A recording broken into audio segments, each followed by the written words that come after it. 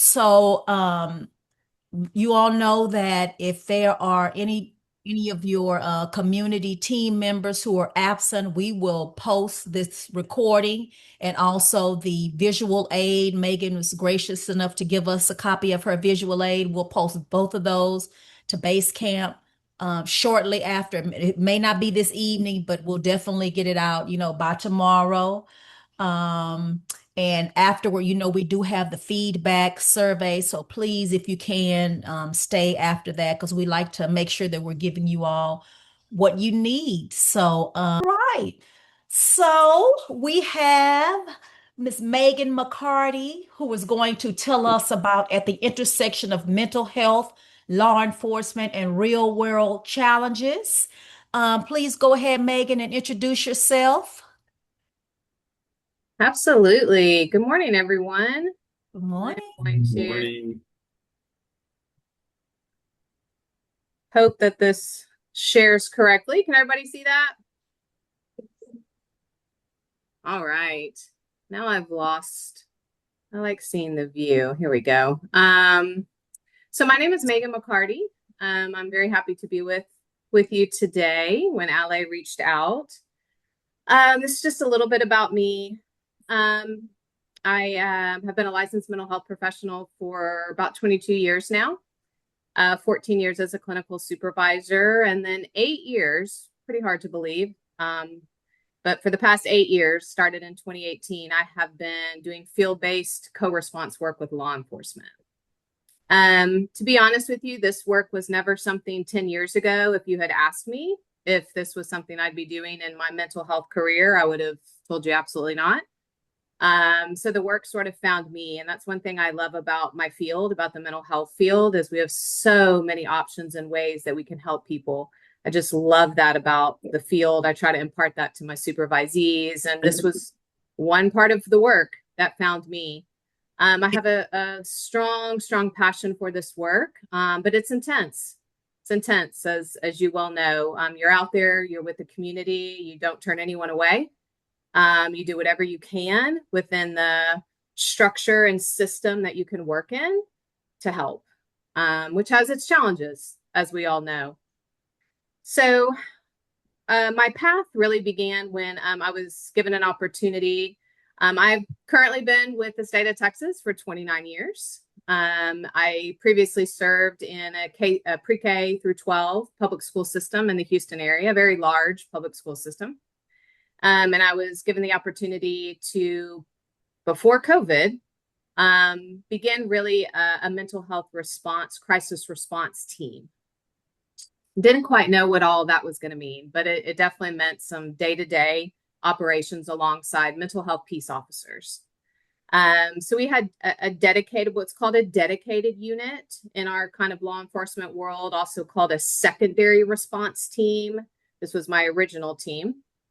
What that really meant was we were not in a police department. We were in a separate office, and we were called to scenes, right? So we responded secondarily. My officers were in plain clothes. I was as well. Didn't have ballistic vests, all of those types of things. It was a secondary response team. Loved the work. Just fell in love with it. COVID hit. And during COVID, we were actually the only school related officials within our very large school district who were able to go out and check on students and families that were experiencing mental health crises. So we were all over the Houston area because, of course, you could be doing online learning at grandma's house, right? You could be. So boy, was that an introduction to really field-based work. And then it was around as 2022 was wrapping up, I just happened to see an ad for Texas A&M that they were looking to start a similar type of program. And I had spent so many years in K through 12. I really had a desire to see the higher ed side of things from an educational standpoint, still really serving public education and the public and the community and taking what I had learned.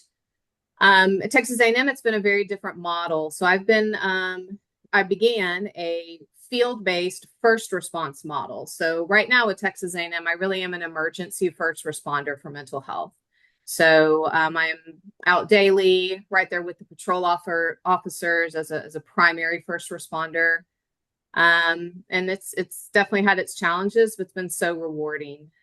We are with people in life or death moments, right, at their most critical, vulnerable times. And again, I have to work within my systems to be able to be there for the people that need me, and that's really what drives the work that I do. Um, Really today, primarily, I am just here. Obviously, I'm not a police officer. I cannot speak to policing. Of course, that's a very controversial topic. I want to definitely acknowledge that. I have my own personal belief systems, but as professional, I have to show up every day in a police department and work within those systems in a professional setting to do what I can to try to again get out to those human beings that need the support. So certainly can't speak to policing standards, policies, procedures, anything of that nature. What I have had to do is I've just had to learn how to successfully navigate systems and just work really hard to build partnerships so I'm able to get out and do what I want to do, which is help and serve. So I'm certainly willing to try to field any type of questions you may have, but just remembering the framework from which I'm coming. Mostly I want to share just resources, answer any questions. It's a very big topic, how to blend the worlds of mental health and law enforcement. Really sometimes can't think of two diabolically opposite worlds, but when it comes to mental health in Texas, we definitely have an intersect. There is a role that the state of Texas has given police officers when it comes to mental health. And so there are times where we have to intersect. Any questions so far that I can field? Please, I work with police officers every day. I'm a very informal type of person. Feel free to unmute. I will try my best to monitor any questions in the chat, but just please feel open to sharing, asking questions, anything at all. I have to be a pretty flexible person in what I do every day. So please know you're not going to disrupt me in any way. Any general questions? Well, let me just ask. Actually, I'm going to stop sharing for a minute because it's kind of just is distracting me. Is there anyone currently working alongside law enforcement in this group on a day-to-day basis? Okay. Is there anyone who has previously had to interact in any way with law enforcement related to a mental health situation that you were supporting? Yeah. Okay. Do you mind? Can I put you on the spot? I'm sorry, it just says D. Do you mind if I put you on the spot? If you do not want to be put on the spot, I understand. What I'm trying to just get is a feedback of where you all see law enforcement fitting in with community mental health and what any experiences have been like for you.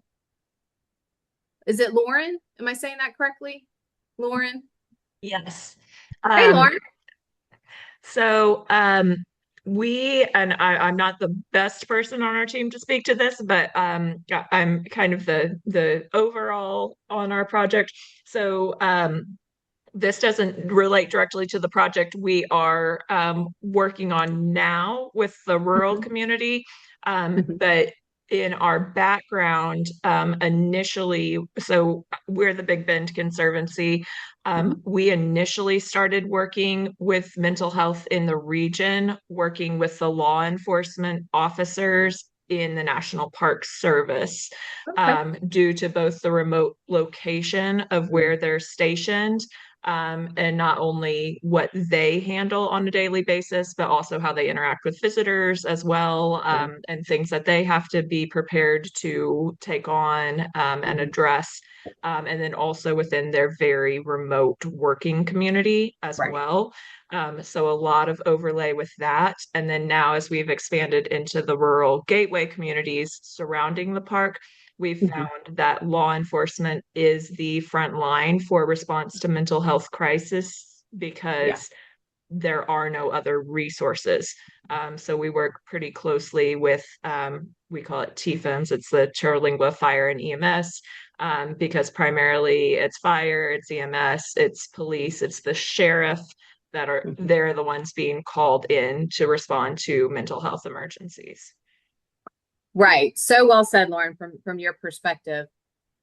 So nationwide, but we'll just focus on Texas. Who is at the other end of 911? When we don't know who to call, when we have something we don't know what to deal with, and it's 2:30 in the morning, we can't call a counselor to come to the house. We don't really know what to do, right? We call 911, and we know since, for the past few years, we've had 988. I don't know about you, but I still find there is a large majority of people that are not aware of 988 and utilizing that versus 911. But of course, if anyone calls 911 with any type of emergency, my family member is kind of having a crisis, whatever it is, I see a person, laying in the road, not really sure what's happening, right? Police, fire, EMS are going to respond. And in fact, police have to respond because a call has been made. So they are those frontline people and those first responders. And their training is public safety. So they are coming to the call with safety in mind, public safety. That's their training. That's what we need them to do for us. But in mental health calls, we have the expectation, very validly so, that they take that mindset, they kind of take that hat off of public safety, and we put on the hat of community care, which some officers have the training and are able to do that. And some officers, it's more difficult because, again, it's not their main job. So when partnering with law enforcement, one of the very first things I had to really do is I had to learn. I had to make sure that I was really clearly understanding where my partners were coming from, what the law allowed them to do, what the law didn't allow them to do, what their personal beliefs were about mental health. And yes, some of those we clashed pretty significantly, but I still had to be humble enough to learn, because if I wasn't comfortable and confident with how they operate, then I'm not going to build a very successful partnership. So I did a ton of research and learning. I asked the officers I worked with, I still ask officers today that I work with, to educate me, just bringing in that knowledge, because then the more we know, then we're able to take it into our world and see how we can build those bridges. But they are the frontline people. Like it or not, that's the authority they've been given. And here within Texas, that's the law. Interestingly enough, I'm not going to speak obviously globally for all police, but there are several officers I've encountered and worked with in my years, and they really wish that they were not the first responders to mental health calls. They very much recognize their limitations. They recognize that their approach is very different from you or I showing up. But again, we have to work within the systems and just finding ways to try to be successful in that. Was there someone else? Did I miss? Did someone else have a hand? Yes, Did I miss? Ray and Rocio had their hands Okay. up, like when you. Whoever wants to jump in, I just want to make sure I didn't miss anybody. Yeah, no problem. Thank you. I can say in a couple of counties that we work in, Colorado County has a mental health and wellness council that includes law enforcement. They helped with the LMHA Texana to fund a mental health resource officer. The Greater Fayette Community Foundation has helped, that's the group I work with, fund a mental health resource officer through the Sheriff's Department, along with Blue Bonnet Trails. And Blue Bonnet Trails is the LMHA in the area that surrounds Austin. And Blue Bonnet Trails also supports mental health task force in Williamson County, which includes law enforcement, judicial, and other groups. And they also support that in Caldwell County. They just started, they are just getting the resources to hire a mental health resource officer. Blue Bonnet Trails is also just finished doing a SIM in Burnett County. And then in Gonzales County, they have a group called Community Outreach People Empowerment, COPE, and they are strongly represented by law enforcement officers as well as mental health providers. Yeah. That's so great to hear. And since I started this work in 2018, and by the way, when I started the work in the public school system in 2018, we had come off the heels of the mass shooting in Santa Fe, Texas, and the governor had put out the mandates for school districts to have a look at mental health and mental health support. So we were coming off of that. Then we go COVID into 2020, right? So the good news, like you were just sharing, Ray, is I do very much believe, even in my 8-year span, that this conversation is happening more and more, and the partnerships are beginning to be built. We're sitting at the table with each other, which is so very important. And we're trying to find the ways to build communication, build bridges, and help each other. Because at the end of the day, as much as I tell you that my very first recommendation to anyone is learning about the role of law enforcement and mental health, the second is to really understand there's commonality. What is our end goal? And I say that often in the police department I work with now. At the end of the day, a police officer's job is to help people and serve the community. And that is my job as well. The approaches are different. Absolutely, the perspectives are different. But that commonality is there. That really is the end goal. So how do we take that and start to build upon, hey, we actually do have a lot in common, as much as we are coming from, pretty opposite sides at times of topics. So thanks for sharing that. Oh, yes. We have a quick, like, I know Rosia too, but we have an actual first responder here, Daniel. Oh. So if he could just chime in too, that's like a really good connection. Hello, sir. Hi, how are you all? I'm good. Who do you work for? What's that? Who do I work for? Yeah. Is that what you said? Yeah. I'm a firefighter, so I work. Uh-oh. Yeah, so I'm a firefighter for Borger Fire Department, small town outside of Amarillo, and we are currently bringing mental health awareness and resources to our area. And one thing that we've noticed is like everywhere else, it seems like in Texas and in America, law enforcement has a lot of resources already going. They've had resources. They have programs and pamphlets and people that are at the departments that are ready to talk to people, and fire and EMS really don't have a whole lot. True. Or maybe it's not as developed, or maybe, I'm not exactly sure why that is. And so, we have started with fire and EMS mainly because we're one department, fire and EMS. Okay. And we've had issues, mental health issues, in fire and EMS. And we had our first win, which a win for us kind of meant that somebody had a mental crisis. We got them the help that they needed, and they were able to come back to work, which is great. Okay. And so we're trying to crack into the law enforcement sector, right?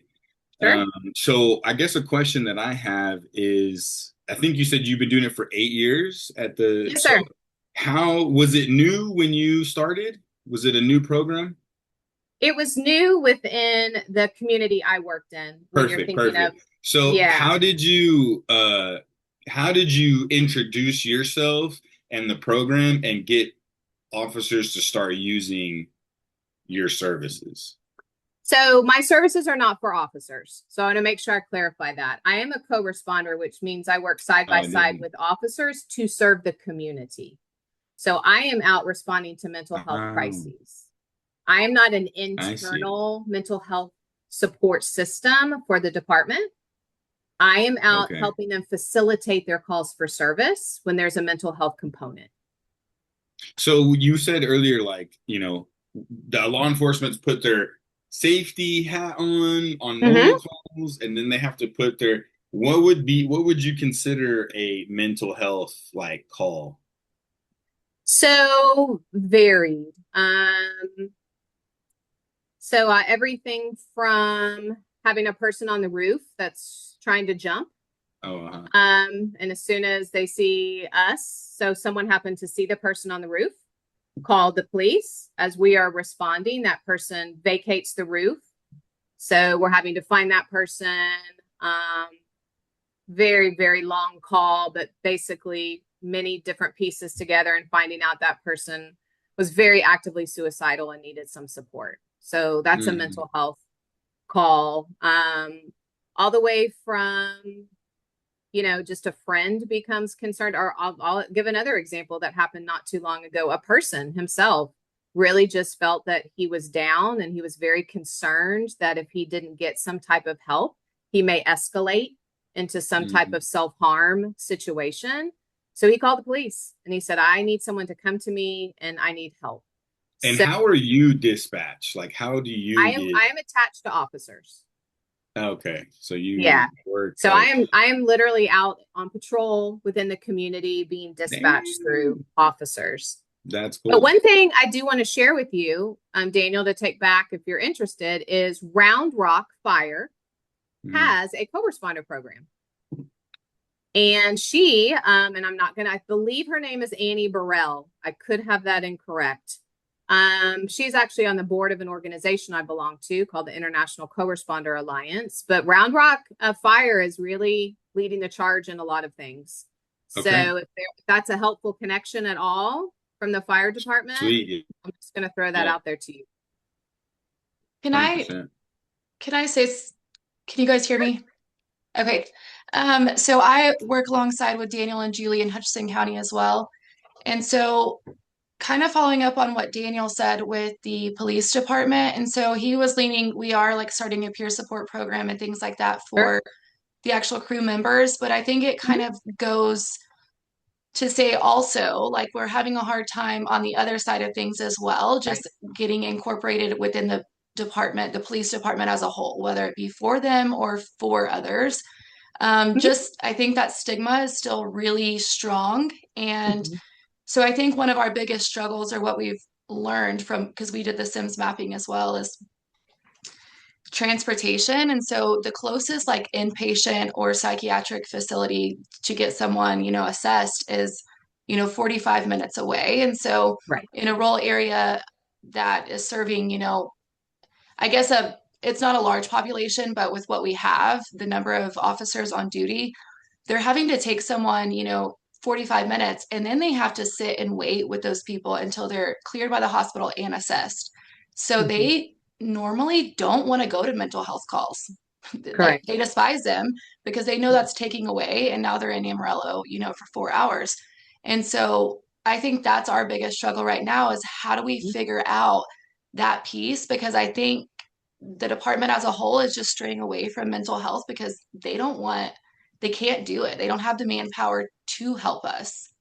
And so it's just easier to not pay attention to it at all. Yeah, absolutely. And I can relate to the transport out of county. So I came from Harris County, plenty of options, right? From a transport perspective, even though you might still be in the car for an hour, you're still within your county. But then coming to the Brazos Valley, into Brazos, there is no local mental health hospital inpatient. The closest would be the Austin area or the Houston area. So same thing in terms of transporting and that. And not only that, where I come from, sure, it's a burden on officers, but I'm more concerned about the consumer, about the individual we're helping, and that process, right? You're adding a whole long commute to a mental health facility on top of everything they've already been through in the presence of law enforcement, right? So from a system perspective, that part, in my personal opinion, that's a very broken part of it. Just like you said, we need to be out there supporting people, but what all resources do we have to really help them? So yes, in turn, officers very often can, not even so much that they don't want to go out and help people in mental health crises, but they know the limitations that they're facing, and that can just really be challenging. So I have lived that, and I very much understand that. Now, and again, we're talking about building systems within systems, but, a lot of, actually even large counties, but smaller counties, then you go to options where you're thinking of like, how are their telehealth connections, correct? So for example, an officer is on scene, it has an iPad, and how are they able to maybe connect to LMHA or some other community organization? and get an on-site screening to at least guide either fire, EMS, police, whomever into potential next steps. So, you know, it's utilizing telehealth. That's done in a lot of even Harris County, whether it be HPD, Harris County Sheriff's Office, you know, they use telehealth in a lot of ways.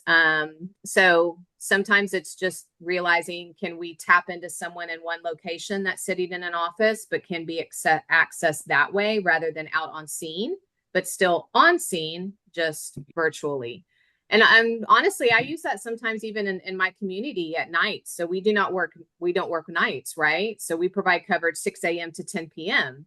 So the rest of those hours, that is what I'm trying to train officers to do. And it's hard for them, but it's to utilize some electronic and app-based resources that this community has that are 24/7 in order to connect people in crisis. So I think some of that is just building up and helping them understand if those types of resources are available, how can officers use them?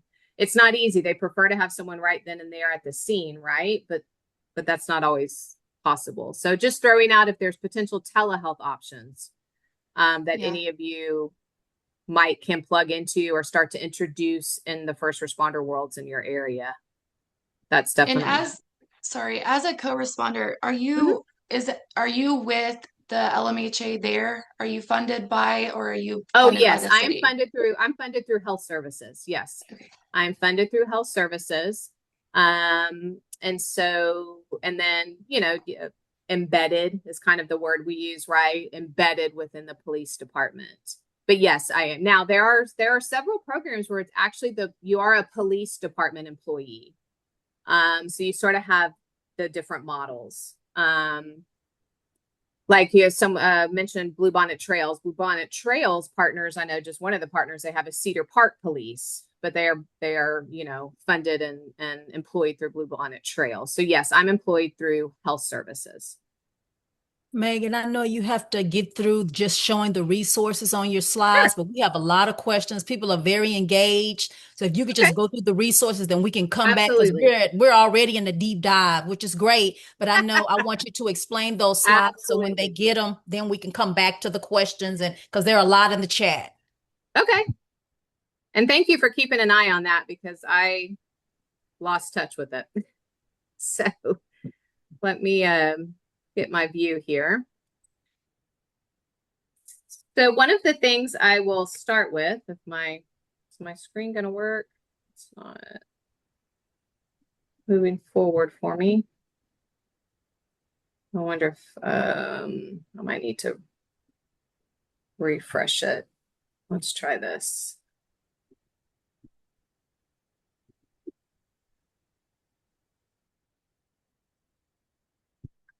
There we go.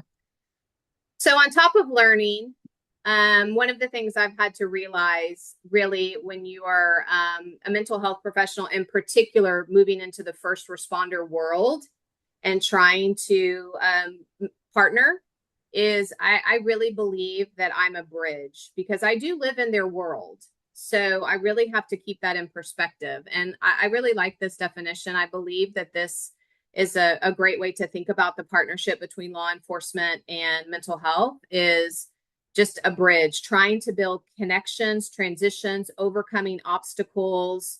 Can have two divided entities, and we're just trying to make it through those, you know, challenges.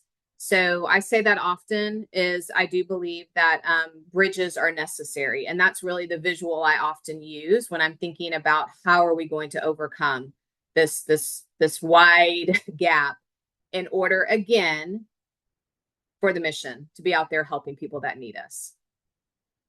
And then the other lens is advocacy. And we all do that in the mental health world, out in the public service world, in the community health world. We know that that's one of our main roles, is advocacy. And as a mental health professional working with first responders, I'm an advocate all day long, because mention stigma. Yes, as much as we would think that stigma is, you know, and it's gotten better, I will have to say, being in the field for 22 years, but I have to continue to just educate. I have to educate, and very much focused on raising people's awareness, not judging them for their stigma or lack of awareness, but just understanding that my role is to help raise that awareness and then come to solutions. Working in the first responder world, or anyone who's worked in that world, we need solutions, right? That we're driven by action. So it's real important, and that's why I like this definition of advocacy. So those are general concepts that guide my work.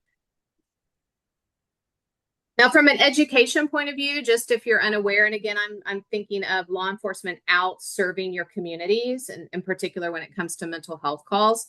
So some of the first things I had to learn was, what type of training do officers receive in Texas? And the Texas Commission on Law Enforcement is the commission over peace officers in Texas.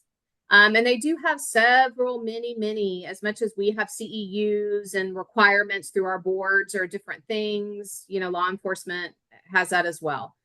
So some of the requirements as it relates to mental health is what's called crisis intervention training. It's a 40-hour training.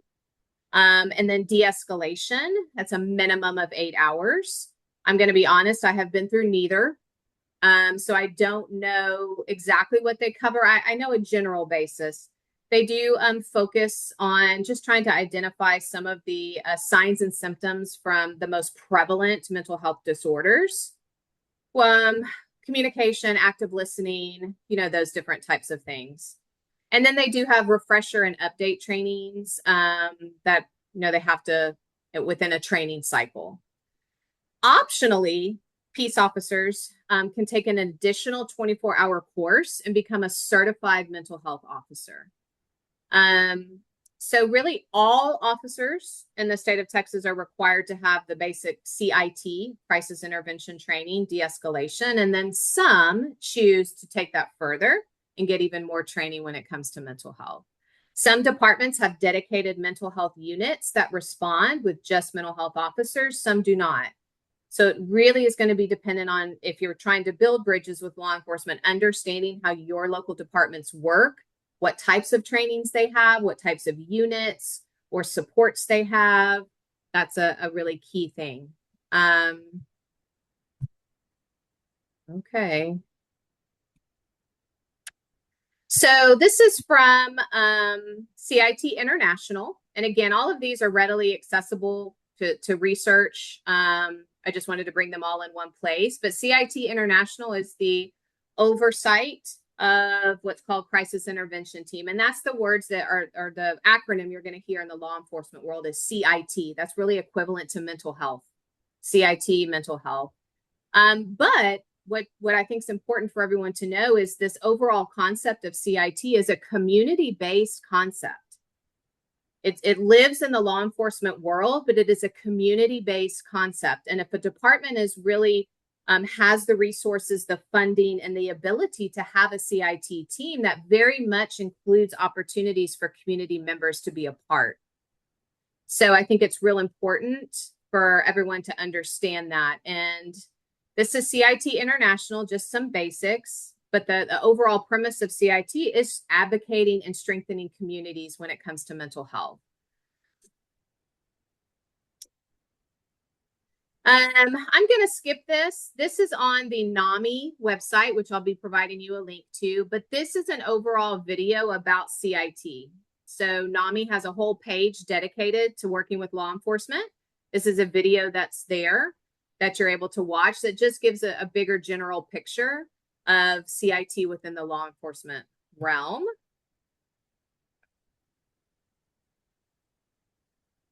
So here is the link for the NAMI. Again, they have a whole page dedicated. And as you can see, they talk about whether you're law enforcement, mental health, elected officials, peers, meaning peers with the same lived experience, living with mental illness. Mental illness. You have the recovery community, right? All parts of it is bringing together just this community grassroots organization within your community to figure out how we can more effectively respond to mental health crisis. So that's the NAMI link. And that video is on there. Plenty of resources on this page. Also through CIT International, there actually is what's called a best practice guide. So it really is a guide if a community is wanting to try to implement a CIT program. Of course, that would have to be that you have a police department that is willing and able to start a CIT program. But if nothing else, I think within your communities, it's a very informative guide that just starts to give you an idea and picture of how we can bring all these people together in order to best support the community. So you can see the chapters that it has. And it really is a deep dive into how is your community looking at crisis response, and how is everyone, playing a role. So that is a best practice guide that you're able to download for free. Another entity I wanted to introduce to you, because something else I have learned along the way is there are pockets of places, just as that gentleman, I believe your name was Ray, forgive me if I'm wrong, was explaining different coalitions and partnerships are starting. There are pockets of things that are happening, in particular within about the past 8 years. So the Texas Judicial Commission on Mental Health is one of those entities I want to introduce to you. In fact, this particular commission this past September in our state legislature really passed a new updated law for law enforcement. In particular, what it did is it looked at what's called an emergency detention order, which is that legal authority that the state gives law enforcement to take someone involuntarily for a preliminary examination to a physician. So they really worked on trying to relook at that, simplify it in some ways, build in some different safeguards. There is a video on this website as well that talks to you about, I believe it was Senate Bill 1164. So they have a video on that website that can talk to you a little bit about some of those changes. But another thing is mental health courts, right? And those are starting to, I know Brazos County has just recently started one or is going to, but this commission is also really instrumental in trying to help communities look at different ways of policing, right? Look at different ways through mental health courts, things like that. So another just resource I wanted to make sure you were aware of. They will come out. I have heard them speak in just public spaces. So I'm sure that they'd be willing to come out. Another thing is they came into a smaller community within the Brazos Valley. I went and they did a day-long sort of dive into the community. So again, just different resources for you to reach out to, depending upon maybe what you're looking to do in your community. And then, although I have not worked in a rural community per se, although I came from Harris County, Brazos County is obviously much smaller, but we still, have probably a lot more resources than a more rural community, or I know we do outside of the inpatient facilities. But I did just want to do a little digging into really talking about resources for rural. So I came across these from the Rural Health Information Hub. That first link actually dives into some specific programs. I don't believe any of them are Texas based, but I know they're rural community based. The second one from the Bureau of Department of Justice really goes into a little bit more about small communities, policing, mental health. And then you have the National Policing Institute has a small and rural agency crisis response guide. It's from 2022. I did not, full disclosure, spend a lot of time looking at the guide, but I thought it was a resource worth sharing. And then more recently, I believe they're called the Meadows Institute, put out Enhancing MCOT, which is mobile crisis teams in rural Texas. So that's that takes you directly to their guide. Again, focusing on rural communities and trying to make this integration and partnerships and coalition in terms of serving the mental health needs of communities. So those are the different resources I wanted to be sure that I put together for you to just start your learning, your exploration, ways to maybe put people together in a room, put us all down at a table and maybe start having some of those conversations about what to do in our communities. All right, let's give Megan a hand. Thank you for that. Sure. So, Megan, we're going to let you just take a quick sip of water, just take a deep breath. Thank you. And then Allie is going to pull up a poll for us to do a quick poll.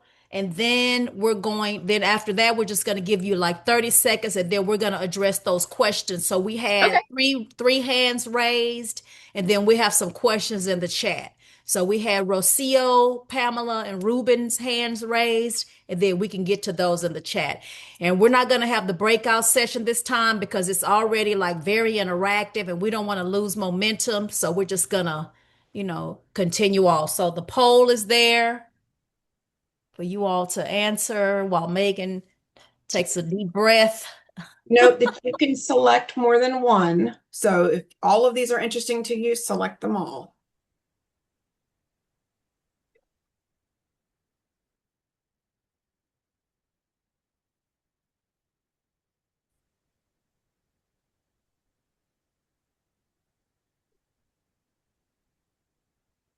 And y'all are making me really happy with that evidence-based programs and strategies one. I'm like, yeah. Oh, it's going down now.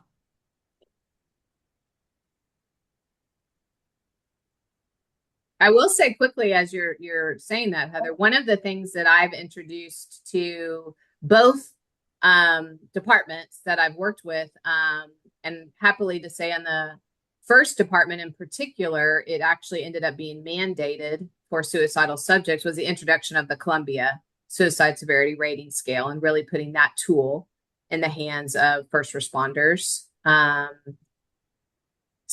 trauma-informed care, just continuing to try to educate in those.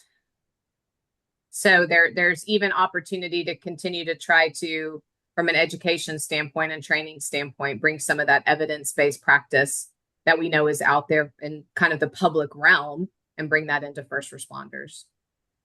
Really quickly, Megan, did the first responders do that assessment, the Columbia rating scale, or were you present? Both. Okay. Both. So could they give that assessment alone? So yeah, absolutely. So what we did when we rolled it out in my first department, in theory, right, we know that the Columbia says you don't really need any training, right? Mhm. It's designed in the way that it's evidence-based and designed. But we did some pretty extensive training in my first department, and we did refresher trainings. Okay. So it just ended up that what we call chain of command ended up wanting to make that a mandatory tool if they were interacting with someone in a suicidal crisis. And then at A&M, I've introduced it, and some officers have chosen to implement it, use it. But I will say, as much as the Columbia in theory doesn't need training, we do try to back that up with some refreshers, some modeling, videos, things of that nature. But yes, in its design, they can go out there and they can utilize that tool.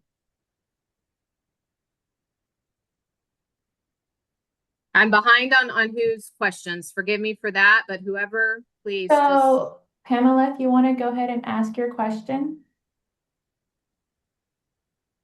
All right. Am I cutting in line though? I think it was Rocio that was before me. I see it in the chat. Rocio, would you like to ask your question? Let her rip. Rocio, yeah. You're on mute, Rocio.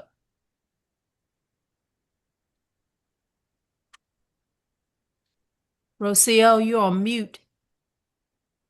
Oh, I mean, she covered it, but I just wanted to say that we're very fortunate that we have a mental health unit in one of the cities we serve. So the mental health unit is very unique. But if you've ever heard me talk about mental health, I'm a real advocate of mental health on a continuum of care. In other words, as mental health professionals, we always look at treatment, and treatment is right in the middle of the continuum. Before you even get to intervention, you start with promotion, prevention, and there's different levels to prevention. So I think when it comes to mental health and policing, it's really interesting because if you talk to some law enforcement, they're very anti-mental health, but they're very pro-community and community policing and things of that nature. But that is mental health. Correct. So when you put it in the way you frame it really helps. So our mental health unit here in the city that we have, well, not in the city where we're doing this project, but the neighboring city, which is the city of FAR, they're very innovative. But the biggest thing that they do is that they come out, they do presentations, they're in the community, you see their faces, you know their faces, and they want to be called for anything that has to do with mental health. They encourage those calls. But again, we're very unique because we have a whole unit dedicated to this. And it's really amazing to see. But again, it starts with the policing, with the community policing that is technically mental health, because you're promoting the conversation, you're talking the same language. I love what you said, that you put a tool in their hand, because that in itself, any tool. So even for our alliance here, the one that we're working on for this specific project, they said that the biggest thing that they need was not interventions. It was promotion. It was awareness. It was doing all those things. So I just wanted to add that if we might feel frustrated about this, but as long as we just start the conversation about it, we are already doing things, and they're actual evidence-based interventions. Yes, it's so well said. I agree completely. And something I had to learn when I took on this particular work in our field was change is small. It is small. It starts small, but every little step that we can take, just kind of have to keep going. There are times where supervisors have had to tell me, Megan, it's a marathon. It's a marathon. So I agree with you 100%. Education, educating ourselves, educating the public, tools that are accessible and available, what's out there, what's free, what's telehealth, just starting to combine and put things together. I agree 100%. Just what small steps can we take? So we're working with very complex systems, as we well know. Go for it, Pamela. Yeah. And first of all, Megan, thank you for being here with us and sharing your experience and all of these resources. Specifically, our projects are in the border area, working specifically with Spanish-speaking migrant immigrant communities. So I approach this topic with a lot of cautious, but I am curious because I do really appreciate your role as mental health corresponder, right? But considering the political, the social climate, all the fear that we are seeing in our communities, sure, how do you balance being supportive and being an advocate for the community while working with officers who are not necessarily advocates? Yeah, that's a great question. And I think in a lot of contexts, right, when we are going into a field that is not our field, and trying to implement some type of change, and if nothing else, just be there to be another type of support. It is, I fish out of water many times, right? And there are a lot of times where my personal belief systems clash. But I also have to remind myself that at the end of the day, if I'm able to get to someone, even if it's just one person, and I'm able to do what I'm trained and passionate to do and provide help within that situation, then battling kind of the system is well worth it for me. And I believe there has to be a lot of, I tell people this, that it's a dance, as odd as that may sound, but it is a dance.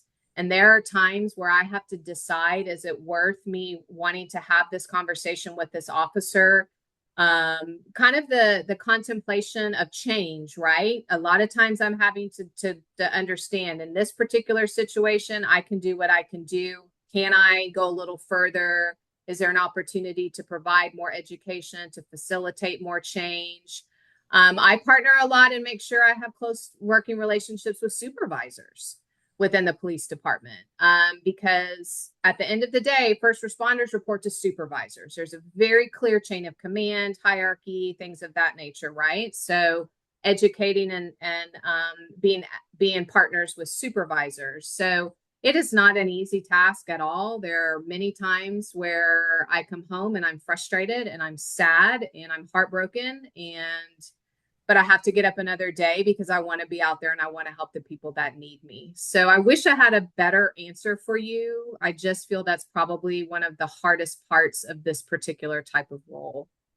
Yeah, I guess maybe like a follow-up practical question is, when you're actually out in the community, are you out there with the police officer, and who approaches the client or the community member, and who decides what happens afterwards? You know, because just calling 911 or calling 988 is people won't do that because of the fear of what could happen potentially Sure. if they are Absolutely. in this country without proper documentation, or even if they do have documentation, are just part of a mixed status family. You know, there's so Correct. many different levels of fear Yeah. and consequences that can happen just by reaching out. Sure. And, so often we are responding to calls that have come from third parties, not from the people themselves.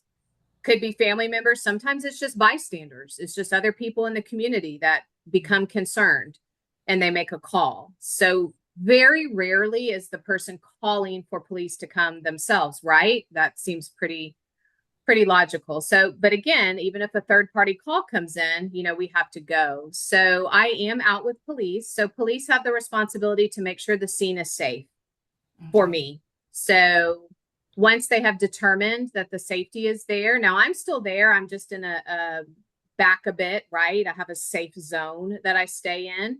But once they've determined that the scene is safe, then they do allow me to come in and start to talk.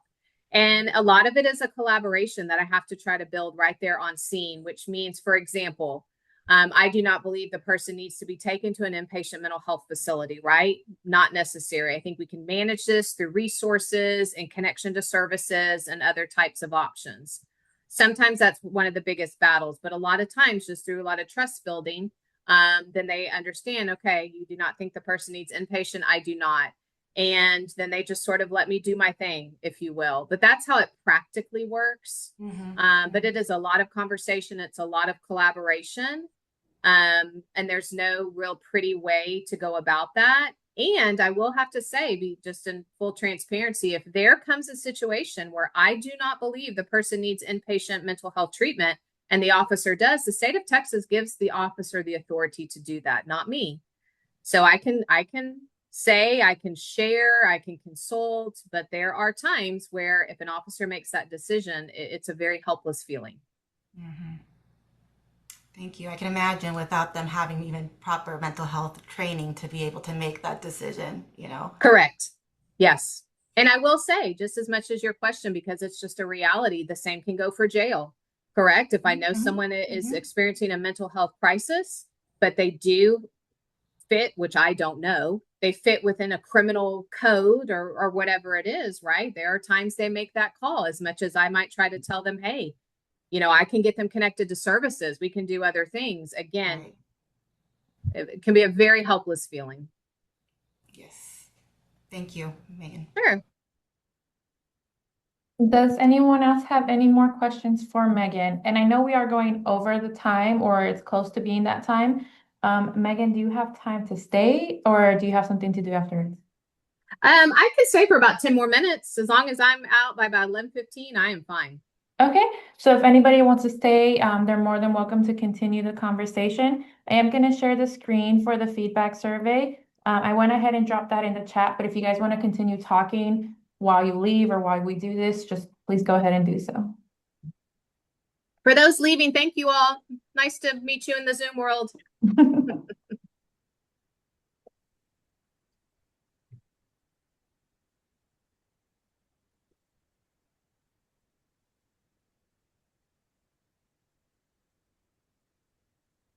Rocio, we cannot hear you if you're speaking to us. Sorry.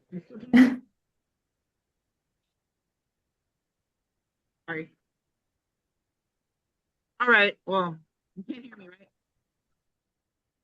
Now you're muted again. Maybe if you want, you can drop it in the chat and we'll ask it. Okay.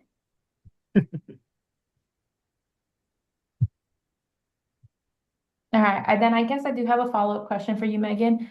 Sure. How would you go about if people were interested in commuting what you said, the crisis teams? How would you go about presenting that to an officer or to law enforcement in general? Yeah, so typically it's trying to find out who the correct person to contact, and that can be difficult, right? But it's trying to find out. So, for example, there is a lot of departments have a community services unit that is more the public facing community support. They might host events, national night out, things of that So potentially, that can be an avenue, is just to reach out from a community point of view and see if they have a community services unit. Sometimes on the websites, police department websites, they will list email addresses, things like that.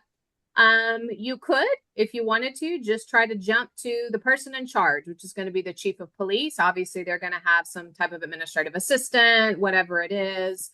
But even just reaching out, and then a lot of times the chief may take that on his or herself, or may delegate, but then they would delegate to the person that they wanted you to connect with. So those are a couple of options that I would throw out there. Okay. Megan, we had a couple of questions that came up earlier. Let me see if I can go to them. David's was more philosophical, he said, so I'll just keep his for last. We had one from Usario, Betsabel. She said, in the community of San Alazario in El Paso, Texas, at a meeting with the community on July 6th, some people mentioned their fear of participating in community events due to the possibility of being deported. How can we reduce the community's fear of participating? Yeah, that is way outside of my scope. That is a very large, very valid concern that lives in our world at this time. And I am just a mental health co-responder out there trying to do what I can on day to day to help people in emergency crisis situations. So very much understand the implications of that being out in emergency response world. But I believe that is something much bigger and larger than I can tackle here. Okay. And then Julie just had a comment. I think she said if we could offer help to our law enforcement officers themselves with their own mental health issues, would they have been in a better spot to help the calls that are mental health related? So that's a question. Sure. And definitely, I believe so. I believe if there is a way as a community to just start with a term you'll hear often is officer wellness. So just a way as a community to start in that, building that bridge. And then maybe that ultimately ends up in being able to have some type of partnership to help your greater community. Sure. It is a very unique type of client to help a first responder. So I do believe, and I would caution and just make sure that if you want to offer that type of support, that you really make sure you have people who have done some training, some research, and really understanding how to support first responders. But I think that's a great idea, and I think it's so needed. I work with, I work in that world every day, and I definitely believe it's needed. And there's one from Maria. Ali, if you could read it, it's from OnePlus CPH phone. It's in Spanish. It's at 10:28 a.m. Hola, soy Maria.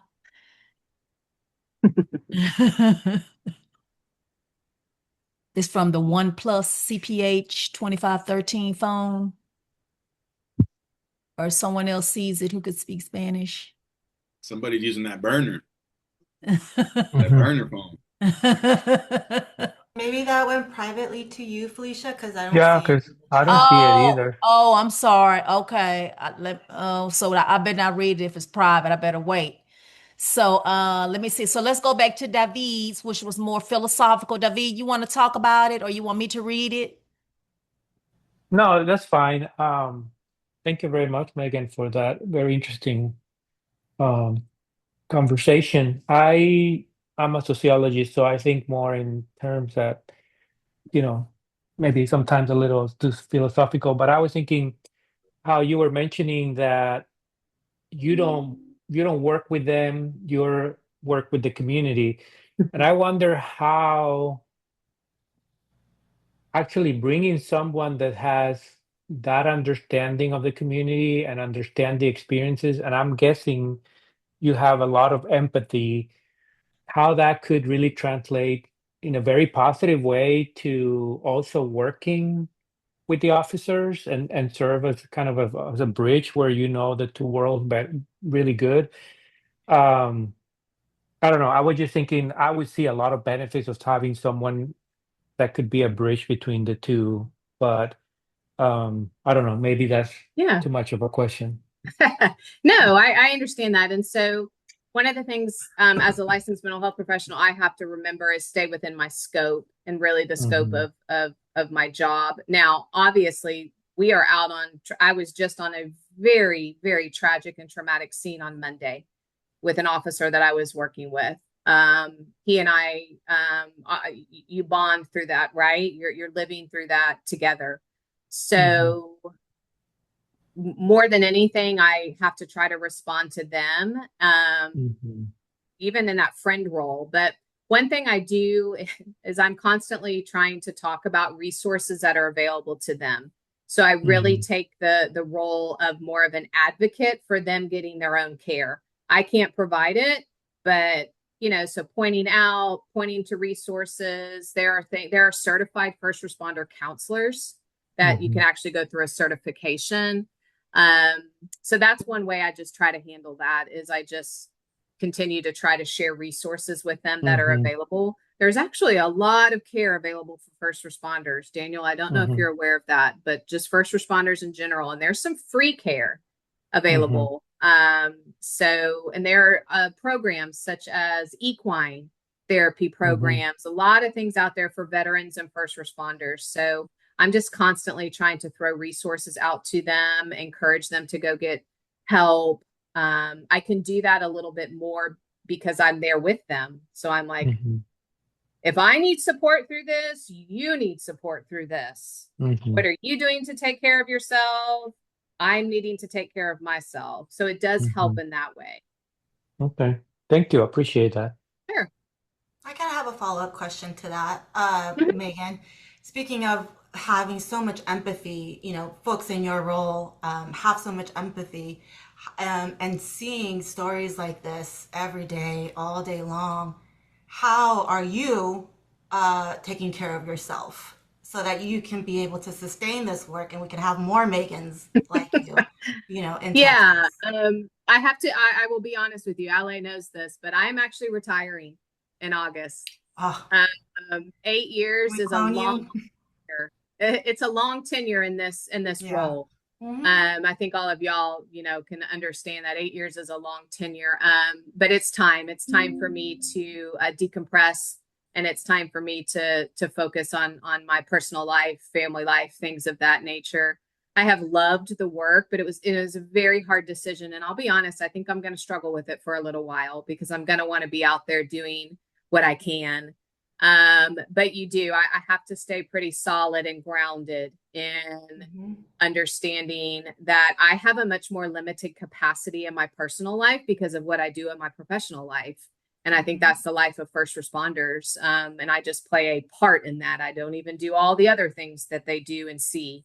I just have a small role in that. So yeah, it's a lot. It's a lot. And I'm curious. It's a lot. I have a lot of curiosity, sorry, but Absolutely, within your first responder training, is there anything in like the curriculum and the training that talks about like vicarious traumatization, secondary traumatic stress, self-care? Absolutely. Yeah. Specifically on that, and not just like as an afterthought, but as a core part of the training? There probably is not as much as there needs to be. And to be honest with you, there is really that's one thing I'm working on right now. There is no curriculum to train people to be in my role. There is no real training. So I am working on, in conjunction, not just me, I've tapped into some just nationwide, this type of community that I work in, and shared ideas. So that probably really needs to be a better part of it. I will say it does come down to some practical things. So for example, when I very first started in my current role, I was on call, and they called me, and I had to stop that. So I cannot be on call. We've set up systems to where they can email, things like that. But it's also looking at the practicality because they would call me all day, all night, all the time. So I had to put a stop to those things, and just really making sure. So when I'm day shift, when my evening shift a teammate comes in, I need to get out of there. So, you know, it's time for me to end and time for him to go. So I try to stay really tight on my work hours, things like that. But we probably do not do enough. I don't do enough to probably recognize and understand that, if I'm just being honest. All We have right. resources for you. Thank you, Megan, for staying a little over, and thank you to our communities for this uber interactive power hour. This was great. And as we said again, we will have the slides. Megan, if you could just email those to me, and the recording available for you on Basecamp. Yeah, absolutely. And I'll include, you're welcome to share I'm not going to share my A&M I'll be retiring, but I have my other professional email. So I'll share that with you, Felicia, and y'all are always welcome to reach out if I can be an ear or be some kind of support in the work that you're doing. Okay, thank you. And happy retirement. Thank you, Megan. Thank you. Bye, guys. Bye, y'all have a great day. Bye, y'all.